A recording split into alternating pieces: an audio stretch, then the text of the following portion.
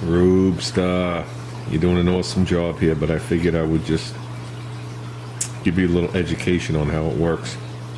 Follow my fingers. Here's your battery in your car.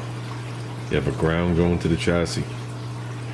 Okay, the positive comes out, goes to your key, goes to the gauge.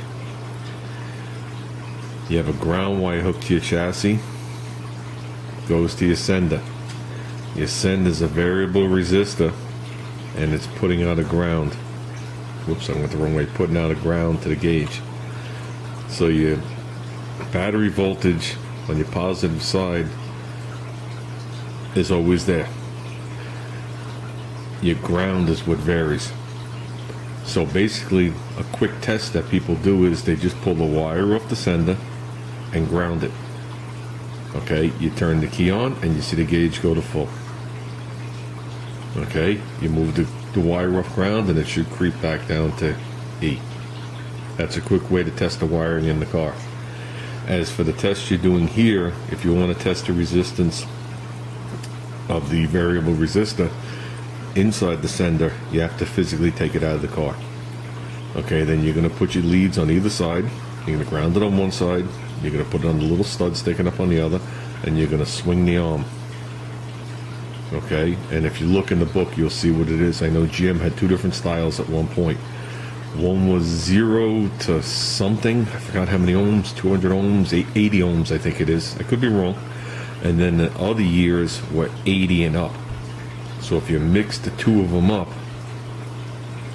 okay, if you put the wrong sender in the wrong year, meaning the gauge, the way the gauge is designed, okay, your gas gauge will be off big time. Been through it.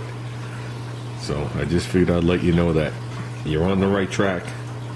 I'm sure you fixed it here. I didn't get to the end of the video. You're on the right track, but I'm just telling you how to diagnose it and what you're diagnosing and why. So just remember, there is no hot or positive anywhere near your fuel tank. That's a ground that you're varying back and forth. Okay? Obviously, when the flow goes up, you get less and less resistance until it gets to the end and it makes a contact. Okay, and that allows the voltage to come up, and your gas gauge is just well, it is a voltmeter, but it's not a voltmeter. Some of them have a bimetallic spring in the back, and they actually have the positive coming in one side, a wire looped around the bimetallic spring, and then the ground goes to your sender, and the current makes that wire heat up, and it makes your needle move. And by them doing that, those are the cars that the gauge moves really slow. But a lot of GMs and other cars, when you get in the car and you make a turn, you see the gauge do this. Those aren't them. I had the same here in Nova, and if I remember correctly, when you went around the corner, it would vary like a half a tank. So you're doing a very good job there, Reubster. Very good job. Let me watch the rest of the video. Reubster, I like how you keep blaming your brother-in-law. I'm blessed.